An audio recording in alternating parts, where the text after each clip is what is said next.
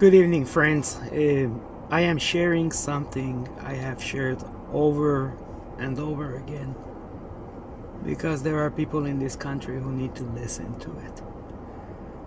This is James Baldwin writing a letter to his nephew, who is also called James. It's not easy to listen to, but as a society, we must. And remember the humanity of others, right?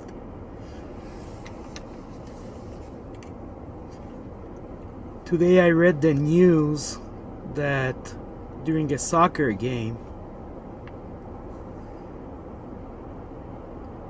a child who was the goalkeeper told another child who is brown, right, that Trump will deport him and that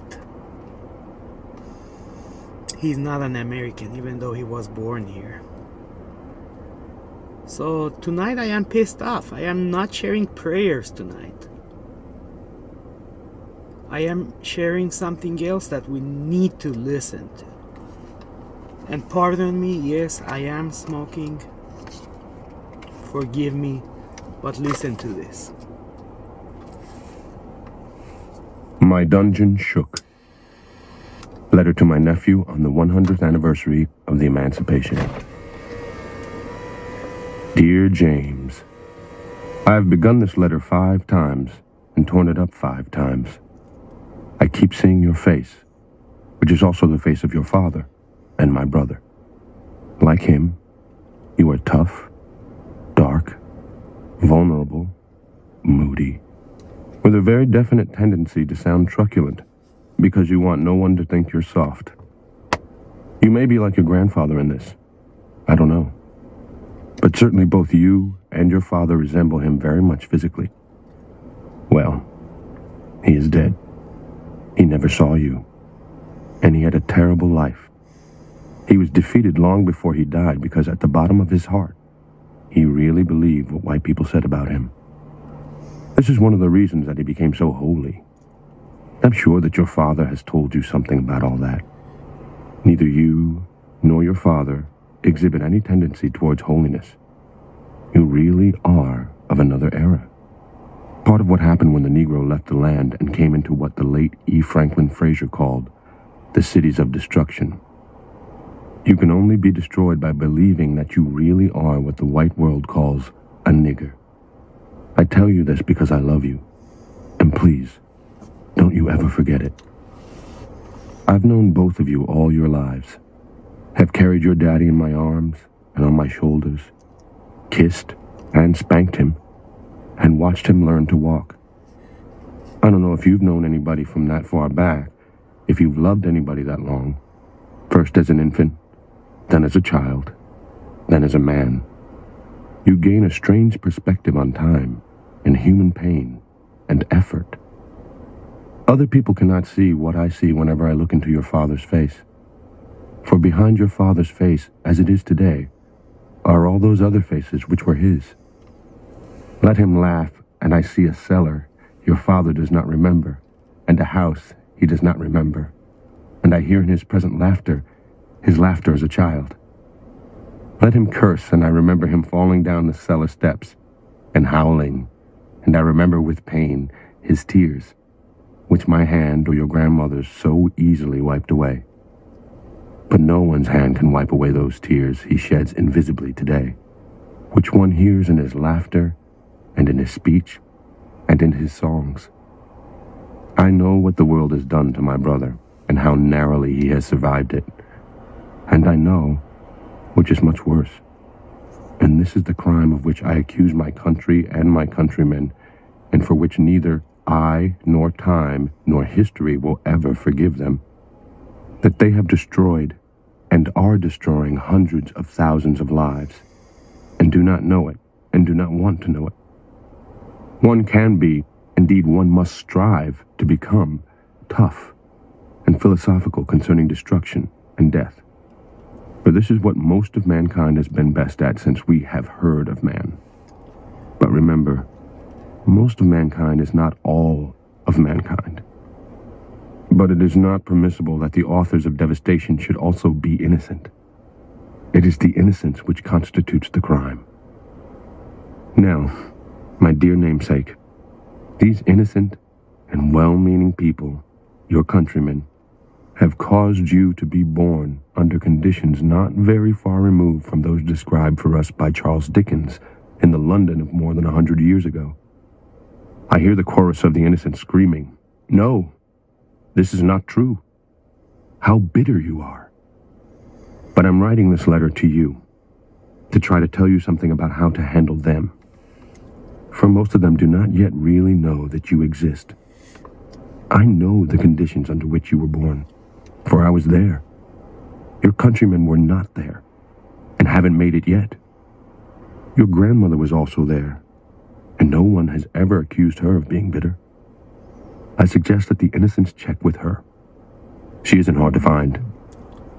Your countrymen don't know that she exists either, though she has been working for them all their lives. Well, you were born. Here you came, something like 15 years ago. And though your father and mother and grandmother, looking about the streets through which they were carrying you, staring at the walls into which they brought you, had every reason to be heavy-hearted, yet they were not. For here you were, Big James, named for me. You were a big baby. I was not. Here you were, to be loved. To be loved, baby, hard at once, and forever to strengthen you against the loveless world. Remember that. I know how black it looks today for you. It looked bad that day, too. Yes, we were trembling. We've not stopped trembling yet. But if we had not loved each other, none of us would have survived. And now you must survive because we love you, and for the sake of your children and your children's children. This innocent country set you down in a ghetto in which, in fact, it intended that you should perish. Let me spell out precisely what I mean by that. For the heart of the matter is here, and the root of my dispute with my country. You were born where you were born, and faced the future that you faced because you were black, and for no other reason. The limits of your ambition were, thus, expected to be set forever. You were born into a society which spelled out with brutal clarity, and, in as many ways as possible, that you were a worthless human being. You were not expected to aspire to excellence. You were expected to make peace with mediocrity. Wherever you have turned, James, in your short time on this earth, you've been told where you could go and what you could do and how you could do it and where you could live and whom you could marry. I know your countrymen do not agree with me about this, and I hear them saying, "You exaggerate." They do not know Harlem, and I do. So do you. Take no one's word for anything, including mine, but trust your experience. Know whence you came. If you know whence you came, there is really no limit to where you can go. The details and symbols of your life have been deliberately constructed to make you believe what white people say about you. Please try to remember that what they believe, as well as what they do, and cause you to endure, does not testify to your inferiority, but to their inhumanity and fear. Please try to be clear, dear James, through the storm which rages about your youthful head today, about the reality which lies behind the words acceptance and integration. There is no reason for you to try to become like white people, and there is no basis whatever for their impertinent assumption that they must accept you. The really terrible thing, old buddy, is that you must accept them. And I mean that very seriously. You must accept them, and accept them with love. For these innocent people have no other hope. They are, in effect, still trapped in a history which they do not understand. And until they understand it, they cannot be released from it. They have had to believe for many years, and for innumerable reasons, that black men are inferior to white men. Many of them, indeed, know better. But as you will discover, people find it very difficult to act on what they know. To act is to be committed, and to be committed is to be in danger. In this case, the danger in the minds of most white Americans is the loss of their identity. Try to imagine how you would feel if you woke up one morning to find the sun shining and all the stars aflame.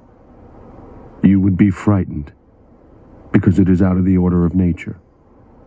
Any upheaval in the universe is terrifying because it so profoundly attacks one's sense of one's own reality.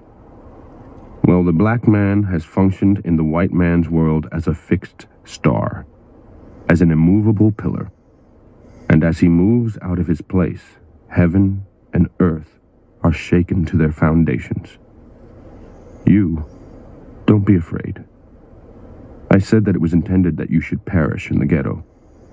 Perish by never being allowed to go beyond the white man's definitions, by never being allowed to spell your proper name. You have, and many of us have, defeated this intention. And, by a terrible law, a terrible paradox, those innocents who believe that your imprisonment made them safe are losing their grasp of reality. But these men are your brothers, your lost younger brothers. And if the word integration means anything, this is what it means. That we, with love, shall force our brothers to see themselves as they are, to cease fleeing from reality and begin to change it. For this is your home, my friend. Do not be driven from it. Great men have done great things here, and will again, and we can make America what America must become. It will be hard, James, but you come from sturdy peasant stock, men who picked cotton and dammed rivers and built railroads, and in the teeth of the most terrifying odds, achieved an unassailable and monumental dignity.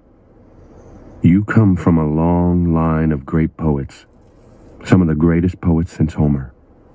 One of them said, "The very time I thought I was lost, my dungeon shook and my chains fell off." You know, and I know, that the country is celebrating 100 years of freedom, 100 years too soon. We cannot be free until they are free. God bless you, James, and Godspeed. Your uncle, James.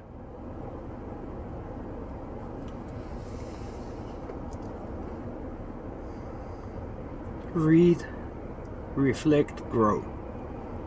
I'm not sharing any Kumbaya messages tonight or any prayers because I don't feel like it. When I saw that child crying because of what happened to him, I immediately thought about the parents who taught the other child the hate. Please stop it. This is not to my friends. I know who my friends are. But if you are a curious person watching, please stop the hate. Thank you. Have a good night.